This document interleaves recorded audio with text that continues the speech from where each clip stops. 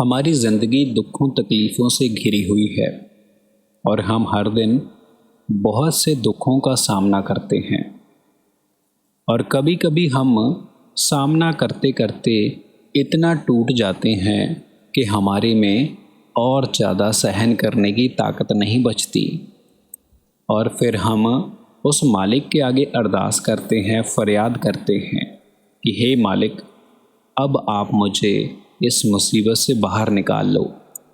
ऐसा ही एक प्रश्न जब एक बुजुर्ग ने बाबा जी के सामने रखा, तो सुनिए बाबा जी ने इस पर क्या कहा।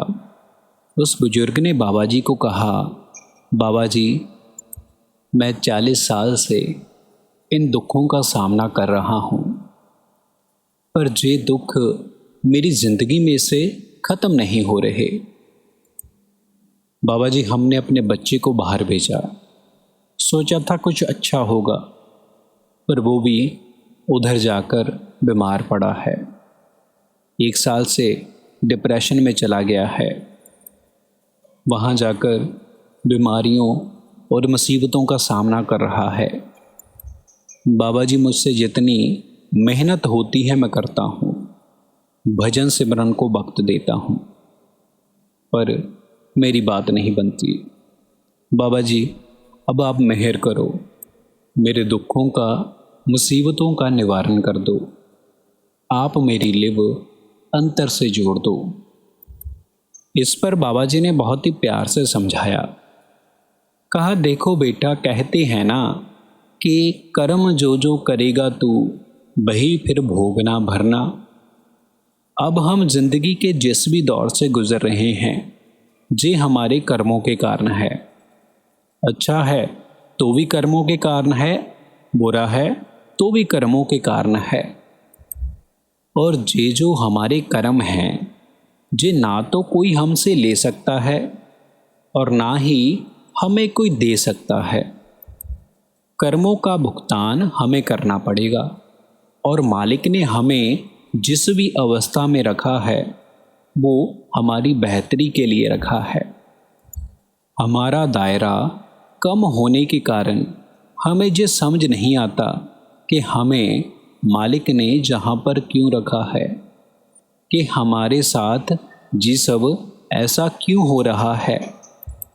पर अगर हम उसके भाणे को मंजूर करें, उसकी रज़ा में रहें, तो वो मालिक हमें इतनी ताकत बख्श देगा कि हमें बड़े से बड़ा दुख तकलीफ़ कम नज़र आएगा। वो हंसते हंसते कट जाएगा। मालिक इतनी ताकत दे देगा।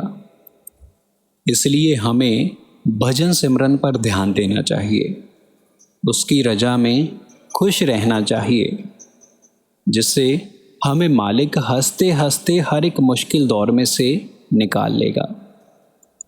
फिर उसी व्यक्ति ने आगे प्रश्न किया।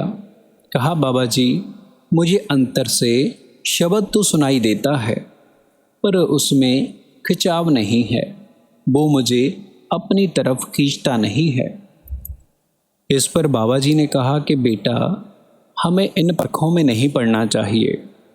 अगर मालिक ने कुछ बख्शा है तो उसका आनंद लें। ये मत सोचें कि ऐसा होना चाहिए, ऐसे नहीं ऐसा होना चाहिए। उसकी बहुत बख्शिश है, उसका आनंद लें।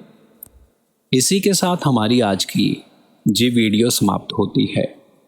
संगत जी, अगर आप इस प्रकार की वीडियो सुनना पसंद करते हो तो आप हमारे चैनल को ज़रूर सब्सक्राइब करें